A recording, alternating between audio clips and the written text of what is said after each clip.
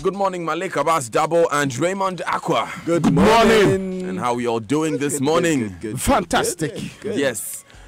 Very, very fun. Hey, when you said fantastic, I was reminded of Langabell. I don't know. This is not Saturday morning. No, thank you for the word, so sweet. Let's do the front pages. Now, let me start with the Ghanaian Times and its reporting this morning. Government sets a body to respond to earthquakes, according to the Vice President. And after Sunday's heavy rain, Meteo predicts more downpour, advises public to take precautionary measures, and 3 die after downpour in Accra, 2 missing. We know that as of last night, we're reporting 5 people that were dead in that particular downpour. Those are the one. Translate economic growth into improving living standards. This is according to the TUC. They're telling government. The graphic business has SEC offices inundated with complaints, some investment companies dodging clients, public trust in finance houses waning, banks added 4 billion in fresh capital. That's Vice President Dr. Mahmoud Bawumia. And fiscal consolidation strangling economy. That's Isaac Adongo. And that's on the front page. I like the way you mentioned that, I don't go all that we all know. I know. Anyway, now that's on the front page. The Chronicle is reporting this month. Minority snubs Lily Al Hassan, and she's the IRS West Wogan MP. We can't produce sperm test results. Police tells court over murder of Ghana Ports and Harbours Authority manager. There's one from the Concomex calling for fair reportage on Tripoli, and that's on the front page of the Chronicle. The minority is also on the front page of the New Crusading Guide newspaper, but this time the minority is fighting government over the Public Universities Bill, which we discussed yesterday and will be discussing today as well.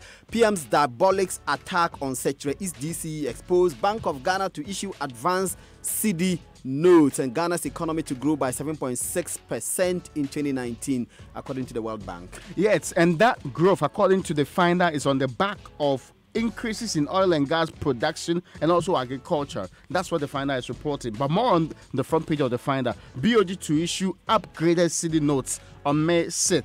And there's one about MTN recording over 1 billion profit before tax in the previous year 2018. The Daily Statesman newspaper, Akufo-Addo rallies support for aging musicians. Vigilante talks launched today. Peace Council mediates between MPP and NDC, and MPP says it sights on 4 NDC seats. Afote Agbo, Inu Safuseni are top targets. Now, the Daily Guide is reporting this morning that NPP saved $7 billion in Mahama energy deals, and that sperm swab being missing. It's also on the front page of the Daily Guide. Now, all is set for the World Meets in Ghana Investors Forum, and he has a picture of 424, the Asante here on the front page there. But the accurate number is being reported on the front page of the Daily Guide, as we knew it at the end of the day yesterday. 5 dead, 2 missing in Accra flat. It has a picture of the interchange at Circle. It was flooded. Yes. That investment story you just reviewed is also on the front page of the Daily Graphic newspaper. Investment Forum to mark Otumfuo's anniversary is how Daily Graphic captures the story. But the lead story on the front page of the Daily Graphic is well done. TUC tells government on economic management, calls for gains to reflect in lives. All workers to contribute towards pension. That's cabinet giving approval for this, and the 5 die is also on the front page of the Daily Graphic. Back page of the Daily Graphic newspaper. Aka Energy to invest $4.5 million in capacity building, and hostel project at Komfanochi Teaching Hospital abandoned for lack of funds. Let's begin, Raymond, with the floods. Yes, and now we did tell you yesterday that 5 persons reportedly perished in that particular downpour, which took residents by surprise. I mean, the entire period, and I was heading to Accra, was less than 2 hours of this particular rainfall, and it left major streets being flooded. What was shocking is how pre-2015, remember the June 3rd thing, Circle got flooded, and it was the flooding that compelled people to go hide under some fuel station, and the very despicable acts that we are not very proud of happened at that particular place. Now, the same place, the Circle, even with the building of an interchange of standard, the extravagant, interchange there, it doesn't stop the place from flooding. So the Daily Guide is reporting that that place got heavily flooded again. And you've seen pictures on social media and all of that telling that story. But the more terrible stories about what happened was when a motorist was being swept away and people saw him, and the person, they couldn't go there and help. So the floodwaters was carrying the person in a drain. The drain had broken down, so they had become like a galley of a sort. So the person was also being taken away. And the paper describes how people were shouting for help. The person in the car was also shouting for help and never got help in this particular case. Now, a woman and a baby suffered a similar fate in the rain. And we also know that 2 other men also happened to have suffered the same fate. Now, one other person was electrocuted, as we reported yesterday.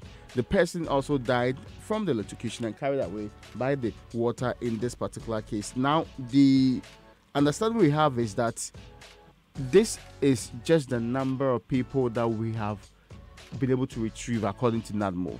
NADMO is suspecting that there are more people in various parts of Accra who are missing. Apart from the 2 that it has been reported, because they told NADMO, who are missing, who family members don't know whether or not they are out there because of the floods or something else might have happened to them. Now, the other point is the complaint about the Nima uncovered gutter. The complaint is that because that gutter was uncovered, when the waters ran beyond the banks of the gutter, it became very terrible. Now, areas like Kaukudi, straight down to Ringwood, were all filled to the brim. This is because of that particular drain there. I talked about the Circle to Obiche Belamte area where we had that incident happening. Now, this brought into sharp focus what happened in 2015, the fire and flood disaster.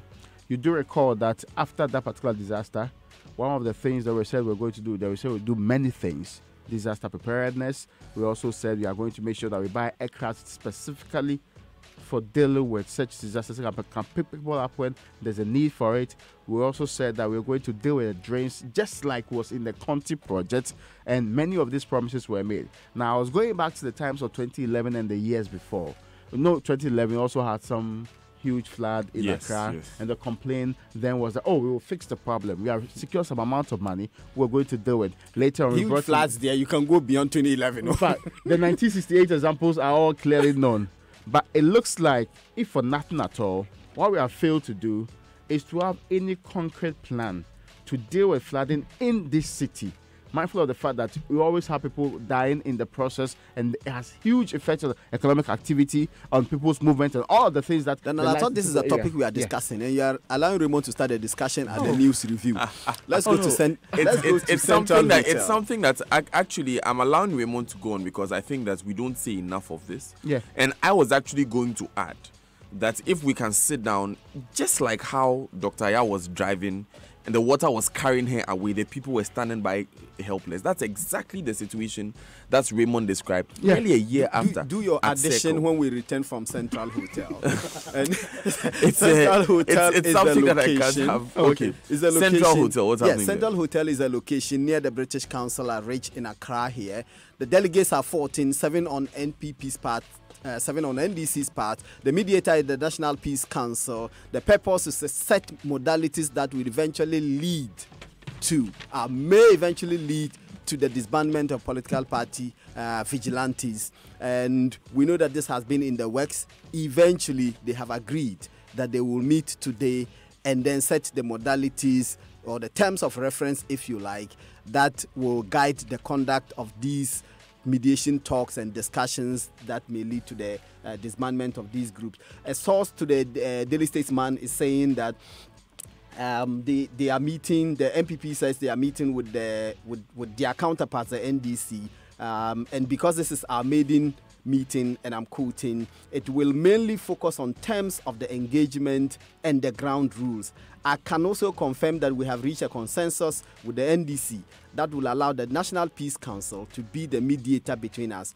We are going into this meeting with a genuine commitment to the efforts at ending this menace of political vigilantism in our body politics. This is what the person is saying. And the Daily Statesman is saying that their sources indicate the meeting signifies an end to the days of feet dragging.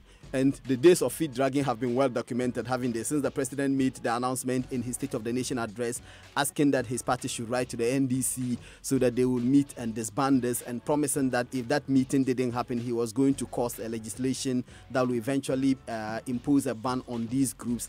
There were back and forth letters, 2 letters from the NDC, replies from the presidency, and eventually this is where we are. Let's see what happens today at Central Hotel when the meeting eventually takes off and the modalities set. Let's see what happens indeed, because Raymond, peace of course is what we need for economic growth, isn't it? Yes, certainly. And the understanding we've had is that even if we go through some of these processes, especially, I am heavily skeptical about political parties and their interests, because I know that when political power is at stake, politicians will do everything to get the power. Perhaps if we get people who are more moral in their engagements as politicians, it may help in reducing some of these people. Yeah.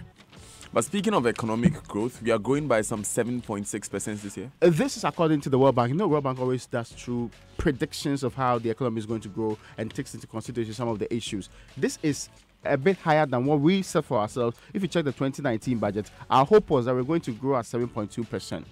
So the World Bank is estimating that we may grow higher than that, even though this estimate sometimes gets reviewed along the line. Now, why is this important? It is important because it is not only going to come from what we have known for the last few years as the main driving factor behind our growth. Oil. That's oil. Especially the World Bank is pointing out to the fact that agric may equally contribute very, very well. And you know why that is important? Agric fits a manufacturing hub. Manufacturing hub produces jobs for people. And that is when we have the real sector growth improving. When the real sector growth improves, it has a very linear correlation with job creation. Unlike when it is the oil sector growth, which sometimes doesn't really produce a lot of jobs in the system. Does the World Bank state what industrial growth will be? No, it doesn't say so. But it says that agric will be the driver. Yes, agric will be the driver. And of course, that's where you spare the growth in that particular area. Why is this also important? This is important because we expect that on the continent, the average growth should be 0.4%. So extremely low growth on the continent. And yet Ghana is set to have... It's doing 7.6. Yes, and that's very, very heavy. And this is one of the lowest we should expect on the continent, mindful of the fact that last year we were doing 2.3. The previous year was way higher than last year, so anyway. Malik, you had a point? I just wanted to add a small point about why this may be the case about the contribution of agric. I do know that a year or two ago, the Guinness Ghana decided that they were no longer going to import sorghum into this country for their processes. And so they engaged the Peasant Farmers Association of Ghana, led by my friend Charles Kowe and Yaba. And because they are providing better prices for the sorghum produced by farmers, a lot more farmers are engaging in the production of sorghum because the market is available and they are earning decent income for their toil. I think that if the market is made available for many of the other products that farmers produce, then they'll be encouraged to produce more, and agric's contribution to the economy will be better. And in this case, money goes to the real people who are working on the ground. Perhaps that's why the TUC is telling government well done. Absolutely. So the TUC says that government has done well in terms of the fundamentals of the economy, and they have listed some of the things that have happened in the economy: the steady decline in inflation, reduction in interest rate, fiscal deficit and all of that, and a remarkable improvement in trade balance and the gross international reserves. But they say all of these things, whilst they are beautiful, they must translate into improvements in the livelihoods of the people. Said if GDP is not translated into money in people's pockets and an improvement in the quality of life of the Ghanaian people, then the GDP is meaningless. So the TUC says, well, government has done well by managing all of these declines and in interest rates and inflation and all of that and deficit, but the growth of the economy must reflect directly in the pockets of the people. And this is contained in a statement signed by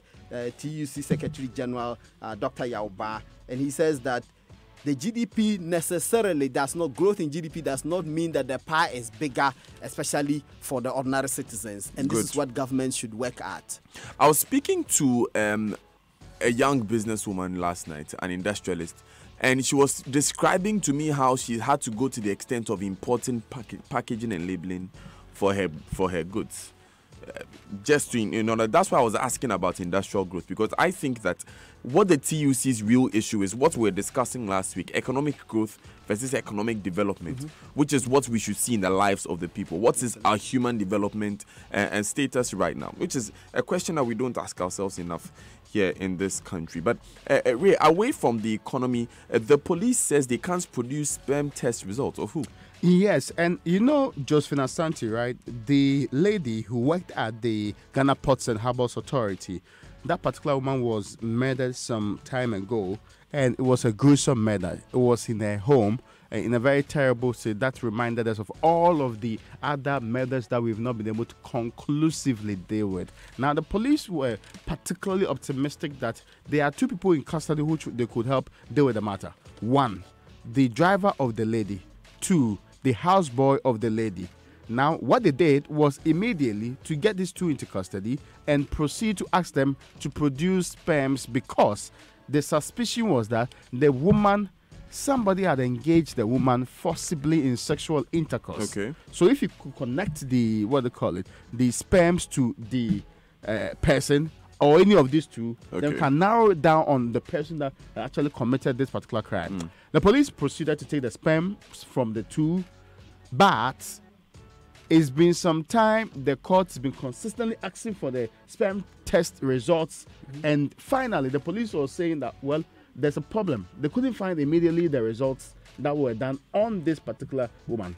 Indeed, this is the police forensic science laboratory. So the forensic science laboratory could not immediately trace the results from the sperm they took from the people, and that's what they told the court. The court was furious. The court insisted they should go back and get the results immediately, because justice cannot be delayed in this particular case. Now, so the results are paper. There's nothing electronic in the police. Yes, all that they need to do is produce a paper, but they can't. No, wait. Paper. So there's nothing. It's not electronic either. No. So the police forensics lab. Oh, no. Okay, so they print it. All that they could have done was just go and print another one. But the claim in this case before the court was that we couldn't find the results at all. No, but it's not on their computer. It's even absurd when you consider that last week, when the case was called in court, the excuse was that the head of the forensic unit of the police did not come to court because the subpoena that the court issued for him to come was given to the head only 2 days before court, and therefore the person could not come. The court was angry about it and wondered why the person had been subpoenaed. The orders were not given to the man. They were given to him only 2 days before court, and so he was unable to come. Yeah. Now, eventually, the case was adjourned. He comes and they can't even produce. He can't produce the results with some other excuse that they are given. But do you know what's also funny about it? Just last week, you do recall that the head of the CID responded to this question. She was very optimistic that they have the results, they'll produce it, they'll make headways, they are going to make sure that they go through this particular case and get to the bottom of it. Now, this is important because we know of the Roko Frimpong. We know of the many other murders that have been very, very much known in this country, which we are still trying to either classify as cold cases. And even when members of parliament, sitting members of parliament, have actually been part of this incident that JB Danquah do, you know what the wife said? Yes. She complained. She complained that instead of finding the killers, then people are finding her as their interest in this particular case. So that's how terrible people feel about our systems when we have to get to the bottom of some of these issues. It doesn't add up for me. Anyway, the minority is fighting government over the Public Universities Bill, Malik? Yes, so the minority do not think that government needs to pass this bill, especially in the form in which it is. And the sticking point has been the change in composition of the governing councils of the university. Now the president has to appoint the majority of the members of the council on the governing council. The minority believes that the government simply wants to control the universities and it must desist from doing so, that it must amend the bill or abandon it altogether. This is the minority spokesperson on education, Peter Nochui Kotoi, MP for Akachi North constituency. He's the one saying this. So the opposition to the bill is growing. The minority has indicated its preparedness to oppose the bill when it is finally laid before Parliament, especially if it is brought in its current form. But another bill that became an act, but we can't seem to implement, Raymond, the ROPA. Yes, and officials of the Electoral Commission could be cited for contempt of court following their failure to implement the Representation of People Amendment Act 699 as directed by the Accra High Court. We do know that this was way back in 2015-2016, and we've been going 2005. Why am I even saying 2016? That's like around the corner. We are talking about 2005, 2006.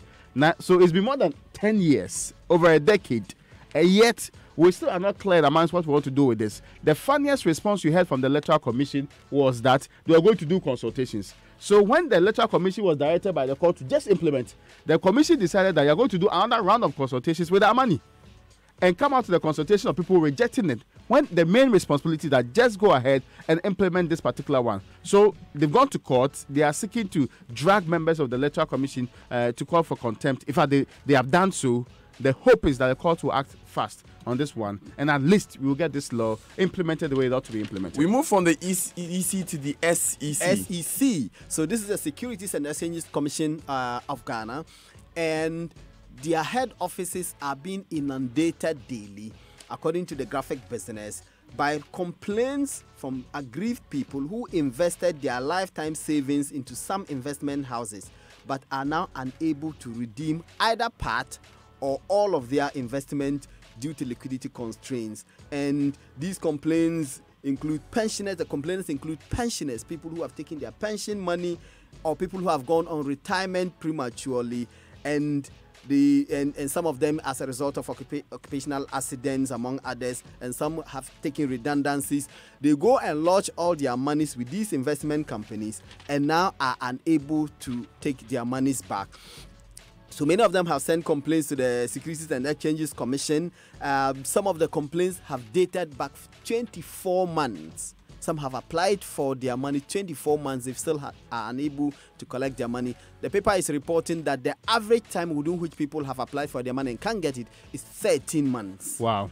13 months. That's 13 over months. a year Yes, without but some any as long as income for some 24. of these people. Yes, they have not been able to take back their money from these. And some of these people live on these dividends because, like Absolutely. you said, some are pensioners, some people have been laid off and they put their severance packages their way. You heard the woman that said that I am going to pay for surgery for my mother.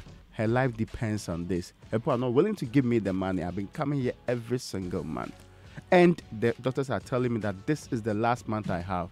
And when she went in there, do you know what the people told her? Ask for this month. We are less likely to provide you the funds. In fact, some of them told the paper that the paper said some of them looked visibly exhausted.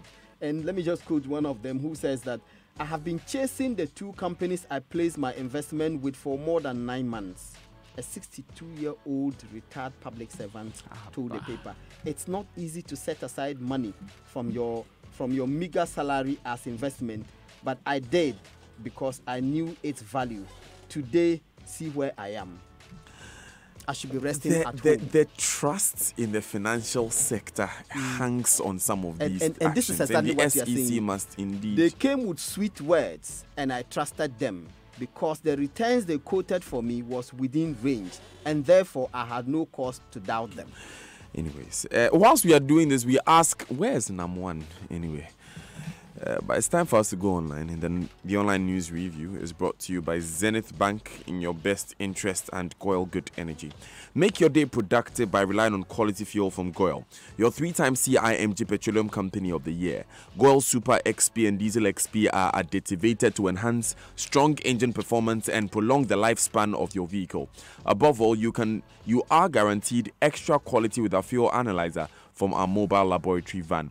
Get your money's worth every day by buying fuel and lubricants from any of Goil's over 360 service stations nationwide and experience good energy. Buy Goil, let's grow Ghana. Goil, good energy. Goil, Yanara Yedia.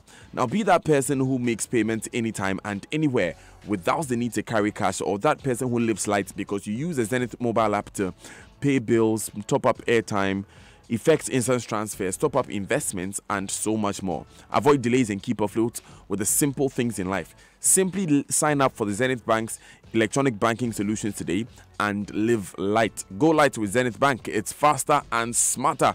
Zenith Bank, in your best interest. NADMO has confirmed the multiple deaths in Accra. 5 dead, 2 missing, as we know now. The details are on myjoyonline.com. It's captioned Sunday downpour. NADMO confirms multiple deaths. Now we will have Abu Ramadan of NADMO in the studio with us today, so you want to stay with us. If you have any questions for him, send them in on 0244 340 437. David Malpass takes over today as president of the World Bank. I read this with mixed feelings because I was excited that the interim president was a woman, Kristalina Georgieva. Now, the board has expressed gratitude to her, and David Malpass takes over. The Bank of Ghana to print upgraded CD notes in May. Expects new Ghana CD notes from May. AdamOnline.com says Mackenzie Bezos has a $36 billion divorce settlement, and she's become the 4th richest woman in the world by divorcing. Some people have different grace. Yeah, but it's very disturbing. What is our total national debt? Very okay, let's go for the BBC News at 7, but I'll have a few messages for you after this. Good energy.